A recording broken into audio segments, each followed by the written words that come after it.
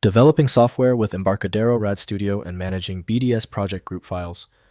These organize multiple related projects in your development environment.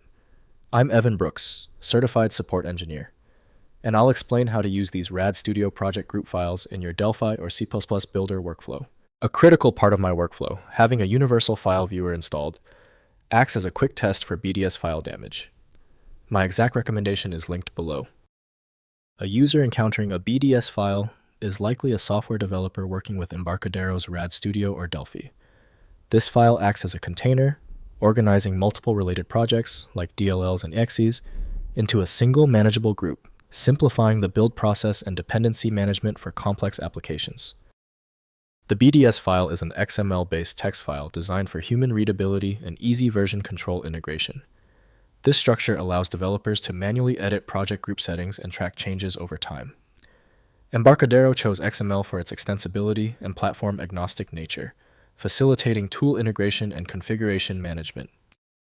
Guaranteed access to BDS files is typically achieved using RAD Studio from Embarcadero. Full rendering of all file components is dependent on dedicated proprietary software. Windows can open them in text editors, but execution relies on the appropriate scripting engine. The easiest way to rule out a simple failure is testing. Right-click your BDS file and choose Open With. Use RAD Studio first. If it's not there, try another application. A quick test is very revealing. If your BDS file isn't cooperating, don't worry. The easy solution is off the table. We must now isolate the BDS error using these three focused and necessary troubleshooting steps. First, opening an RAD Studio. Launch Embarcadero RAD Studio Delphi or C++ Builder and use File. Then, open to load the BDS file. The IDE displays all included projects in the Project Manager panel, enabling navigation between projects with shared workspace context. Build and debug operations can target individual projects or the entire group. Next, editing as XML. Open BDS files in a text editor with XML support like VS Code or Sublime Text for direct configuration editing. Modify project references. Add or remove constituent projects or adjust build dependencies through the XML structure. Use this approach for batch updates or scripted project management across development teams.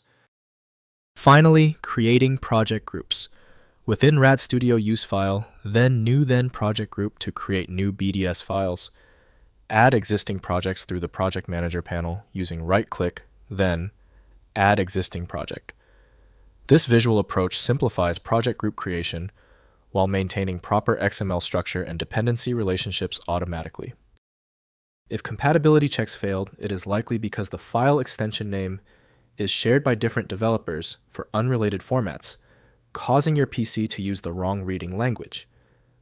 A helpful next step is to try a utility that attempts to bypass standard file associations by using raw-level data inspection to better identify the file's likely origin.